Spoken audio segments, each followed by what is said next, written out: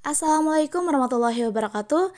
Di sini saya akan menjelaskan proposal skripsi yang saya buat, yaitu berjudul dengan pengaruh sosialisasi pajak, kesadaran pajak, dan sanksi pajak terhadap kepatuhan wajib pajak dalam membayar pajak bumi dan bangunan di Kabupaten Kuningan. Adapun bagian pembahasannya yaitu yang pertama pendahuluan, yang bab kedua tinjauan pustaka, 3 metode penelitian, 4 hasil pembahasan, 5 kesimpulan dan penutup.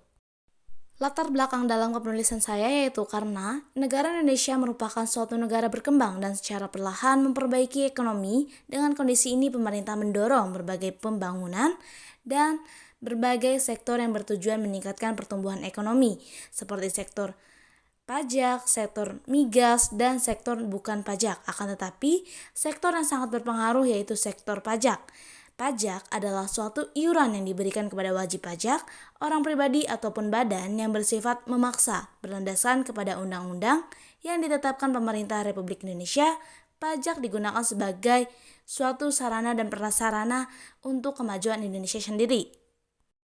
Sosialisasi mengenai perpajakan berarti suatu upaya yang dilakukan untuk memberikan informasi tentang pajak, akan tetapi di Kabupaten Kuningan menggunakan cara dengan menghadirkan peserta dari unsur kepala desa atau kelurahan. Wajib pajak itu wajib yang melaporkan dan membayar pajak karena sebagian mencerminkan tingkat kesadaran dalam melalui pendidikan akan membawa berdampak positif sehingga kesadaran wajib pajak untuk membayar menjadi kewajibannya. Adapun identifikasi masalah yang pertama yaitu meningkatkan pembayaran pajak dari tahun 2017 sampai 2020 yang melebihi dengan target ataupun selisih kurang dari 20% dapat terus bertahan setiap tahunnya pembayaran pajak bumi dan bangunan yang terutang. Yang kedua, sosialisasi yang dilakukan oleh pemerintah hanya diberikan kepada aparatur desa ataupun camat akan dapat masyarakat mengetahui dan tidak pemahaman mengenai pajak. 3. Sanksi pajak yang tidak membayar PBB akan dapat terlaksana karena masyarakat masih minim pemahaman dan kesulitan membayar pajak bumi dan bangunan yang berbeda. 4. Pihak aparatur desa yang memberikan tata cara tidak secara kolektif kepada wajib pajak dapatkan masyarakat mengetahuinya. C. Batasan dan rumusan masalah. Berdasarkan identifikasi masalah yang telah diuraikan di atas, maka peneliti membatasi masalah yang ada itu membahas tentang pengaruh sosialisasi pajak, kesadaran pajak, dan sanksi pajak terhadap kepatuhan wajib pajak dalam membayar pajak bumi dan bangunan di Kabupaten Kuningan dari tahun 2019 hingga 2020. Dan untuk rumusan masalahnya yaitu yang pertama, apakah sosialisasi pajak berpengaruh terhadap kepatuhan wajib pajak dalam membayar pajak bumi dan bangunan? Yang kedua, apakah kesadaran wajib pajak berpengaruh terhadap kepatuhan pajak dalam membayar pajak bumi dan bangunan? Yang ketiga, apakah sanksi pajak berpengaruh terhadap kepatuhan wajib pajak dan dalam membayar pajak bumi dan bangunan? Yang keempat, apakah kepatuhan wajib pajak terhadap kesadaran wajib pajak, sosialisasi pajak, sanksi pajak, dan membayar pajak bumi dan bangunan? Tujuan dan manfaat penelitian yang pertama yaitu tujuan. Tujuan yang pertama yaitu untuk menguji pengaruh sosialisasi pajak terhadap kepatuhan wajib pajak dalam membayar pajak bumi dan bangunan. Tujuan yang kedua yaitu untuk menguji pengaruh kesadaran wajib pajak terhadap kepatuhan wajib pajak dalam membayar pajak bumi dan bangunan. Dan tujuan yang ketiga untuk menguji pengaruh sanksi pajak terhadap kepatuhan wajib pajak dalam membayar pajak bumi dan bangunan tempatnya. Yaitu tujuan yang keempat untuk menguji pengaruh kepatuhan wajib pajak terhadap kesadaran wajib pajak, sosialisasi pajak, sanksi pajak dalam membayar pajak bumi dan bangunan. Manfaat penelitian. Manfaat ini kami membagi jadi dua, yaitu manfaat teoritis dan manfaat praktis. Manfaat teoritis yaitu memiliki yang diharapkan mampu memberikan kontribusi pemikiran baik secara ilmu pengetahuan, informasi, serta dapat digunakan sebagai bahan peneliti-peneliti selanjutnya tentang perpajakan di bidang akuntansi syariah. Yang kedua, manfaat praktis. Yang pertama yaitu ada bagi Dispenda atau Dinas Pendapatan Daerah. Peneliti ini diharapkan mampu memberikan informasi yang nantinya dapat digunakan sebagai pengambilan keputusan menyangkut khususnya sosialisasi yang bisa dilakukan oleh pemerintah setempat. Yang kedua, bagi wajib pajak, peneliti ini diharapkan mampu memberikan pengetahuan yang baru mengenai sosialisasi, meningkatkan kesadaran masyarakat atas wajib pajak dalam rangka membayar dan melunasi semua hutang pajak bumi dan bangunan. Yang ketiga, bagi peneliti sendiri, peneliti ini diharapkan dapat memberikan jawaban dan permasalahan yang ingin diketahui dan menjadi tambahan pengetahuan tentang pajak bumi dan bangunan. Bab 2 yaitu tinjauan pustaka. Di sini ada kajian pustaka, kerangka pemikiran, dan pengajuan hipotesis. Kajian pustaka. Di sini kajian pustaka ada dua. Yang pertama yaitu menurut pasal 1 ayat 1 Undang-Undang KUP, pajak adalah kontribusi wajib pajak kepada negara yang terutang oleh orang pribadi atau badan yang bersifat memaksa berdasarkan undang-undang dengan tidak mendapatkan imbalan secara langsung dan digunakan untuk keperluan negara bagi sebesar-besarnya kemakmuran rakyatnya. Selain itu, pajak juga digunakan sebagai suatu pendapatan, stabilitas, dan pemerataan. Pajak bumi dan bangunan adalah pajak yang dikenakan atas dasar objek pajaknya, yaitu bumi dan bangunan, di mana wajib pajak adalah seluruh warga negara yang menikmati bumi dan bangunan dan telah menambahkan diri sebagai wajib pajak. Dasar hukumnya adalah dari Undang-Undang Nomor 13 Tahun 1994, Peraturan Pemerintahan Nomor 25 Tahun 2022, Keputusan Menteri Keuangan Nomor 201 KMK.04 2022, Keputusan Menteri Keuangan Nomor 322 KMK 40 2022. Selain itu akan menjelaskan tentang sosialisasi pajak bumi dan bangunan, kesadaran wajib pajak PBB, sanksi pelanggaran PBB. Sosialisasi ini dibagi menjadi dua, yaitu sosialisasi langsung dan sosialisasi tidak langsung. Yang dimaksud langsung adalah kegiatan edukasi perpajakan dengan cara berinteraksi langsung dengan wajib pajak untuk calon wajib pajak, seperti itu. Dan untuk secara tidak langsung yaitu bisa dapat memberikan secara media cetak, contohnya seperti majalah, koran, tabloid, ataupun buku. Kesadaran wajib pajak merupakan faktor internal yang merupakan dorongan dari dalam diri untuk berperilaku patuh yang dibentuk oleh pengetahuan perpajakan, persepsi positif tentang pajak, dan karakteristik wajib pajak. Pengetahuan perpajakan memberikan pemahaman kepada wajib pajak tentang peran pajak bagi suatu negara, sehingga wajib pajak memiliki penilaian yang dapat positif tentang pajak. Wajib pajak yang memiliki penilaian positif tentang pajak tidak menganggap membayar pajak. Sanksi tidak bayar pajak, yang di sini ada dua, sanksi administrasi dan sanksi pidana. Yang dimaksud dengan sanksi administrasi yaitu berupa denda, bunga, ataupun kenaikan. Dan yang dimaksud dengan sanksi pidana yaitu akan diberikan kurungan dan jeraan. Adapun kerangka pemikiran dari proposal yang saya buat yaitu yang pertama, sosialisasi pajak bumi dan bangunan sebagai faktor X1, kesadaran wajib pajak PBB yaitu sebagai X2, sanksi wajib pajak sebagai X3, dan sebagai variabel dependennya yaitu kepatuhan wajib pajak. Hipotesis yang saya miliki yaitu H01, sosialisasi pajak tidak berpengaruh terhadap kepatuhan wajib pajak Kabupaten Kuningan. H1, sosialisasi pajak berpengaruh terhadap kepatuhan wajib pajak. H02 yaitu kesadaran wajib pajak tidak berpengaruh terhadap kepatuhan wajib pajak Kabupaten Kuningan. Kesadaran wajib pajak terhadap kepatuhan wajib pajak Kabupaten Kuningan. Sanksi pajak tidak berpengaruh terhadap kepatuhan wajib pajak Kabupaten Kuningan, dan sanksi pajak berpengaruh terhadap kepatuhan wajib pajak Kabupaten Kuningan. Bab 3 yaitu metode penelitian. Di sini ada tempat dan waktu penelitian, populasi dan sampel, metode penelitian, teknik pengumpulan data, teknik analisis data. Dan yang pertama yaitu tempat dan waktu penelitian.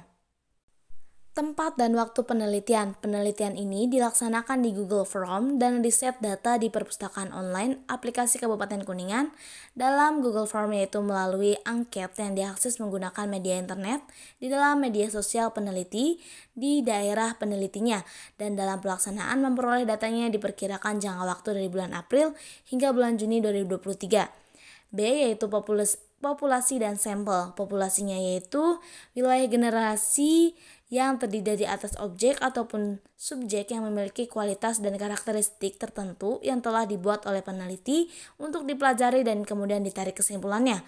Dan untuk sampel penelitiannya, peneliti ini masyarakat Kabupaten Kuningan dengan kriteria merupakan seorang wajib pajak bumi dan bangunan, memiliki umur di atas 20 tahun, memiliki penghasilan sendiri, memiliki usaha atau bangunan yang menggunakan fasilitas yang ada di bumi.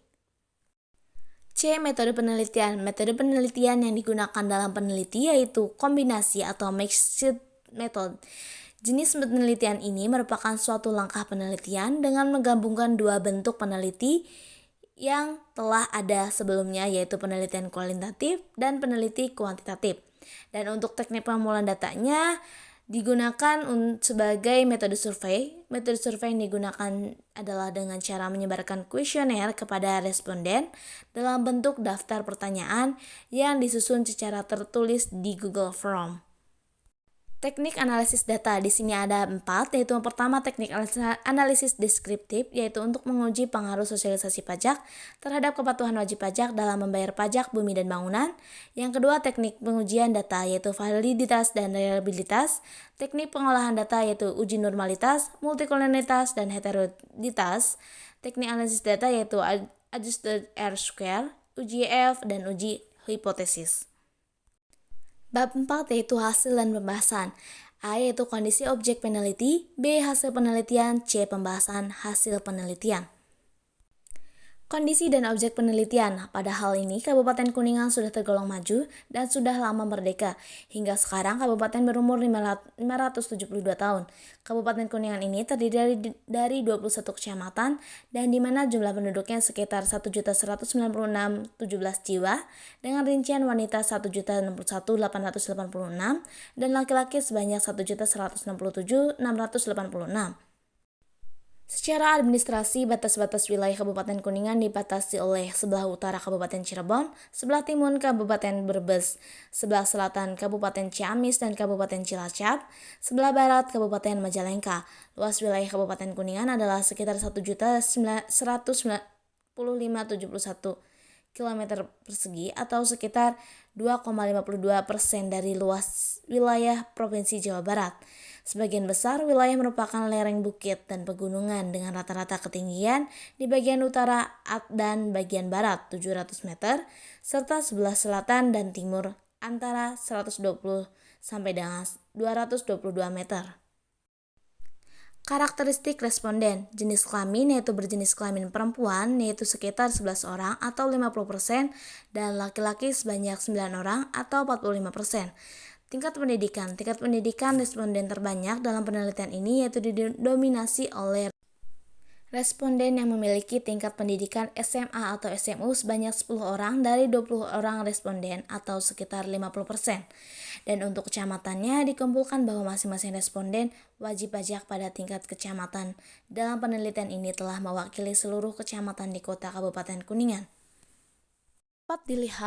Dapat dilihat dari skripsi yang telah saya buat, yaitu bahwa dalam skripsi tersebut terdapat uji validitas yang telah valid karena mendapatkan nilai kurang dari 0,05% atau nilai dari signifikan yang peneliti buat.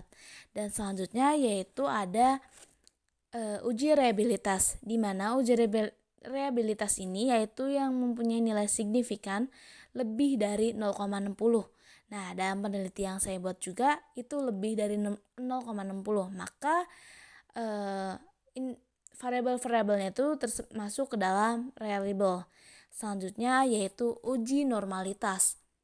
Di mana uji normalitas itu yaitu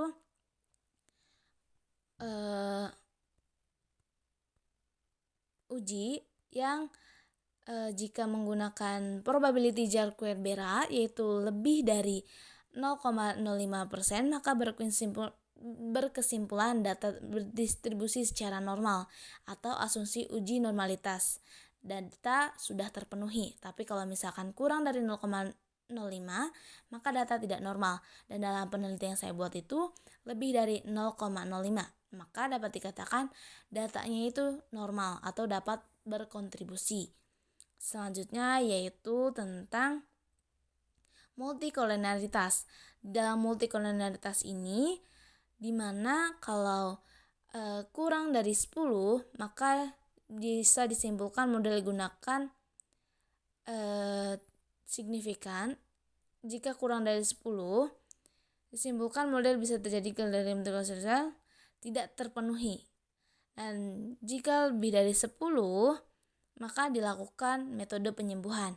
Jadi dalam multikolonialitas ini lebih baik kurang dari 10. Nah, dalam penelitian yang saya buat juga kurang dari 10. Maka dapat dikatakan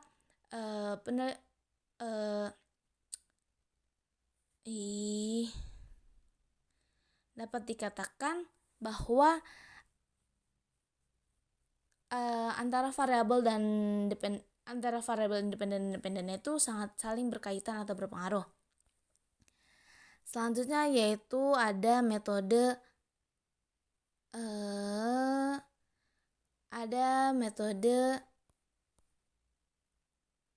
heteroskepsitas White test, di mana dalam ini menggunakan R-square, yaitu yang kurang dari 0,05, maka berkesimpulan terjadi gejala heteroskedastisitas atau asumsi uji heteroskedastisitas tidak terpenuhi.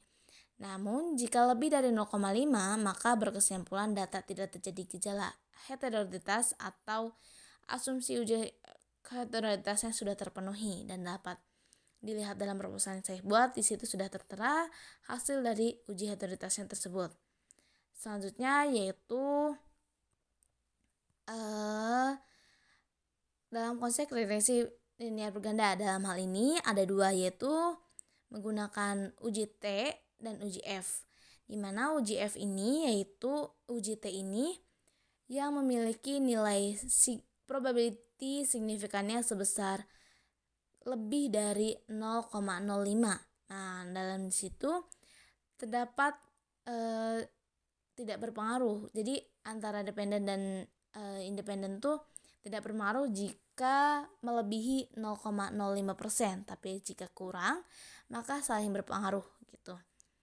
Dan untuk uji F yang sendiri sebesar nilainya tuh jika uji F kurang dari 0,05%, maka dapat dikatakan bahwa bahwa itu akan berpengaruh juga terhadap variabel dependennya, dari variabel independen terhadap variabel dependen gitu. Jadi ya untuk uji F ini sama seperti yang uji T, yaitu kurang dari 0,05%, seperti itu. Cukup sekian yang saya sampaikan, kurang lebihnya mohon maaf. Wassalamualaikum warahmatullahi wabarakatuh.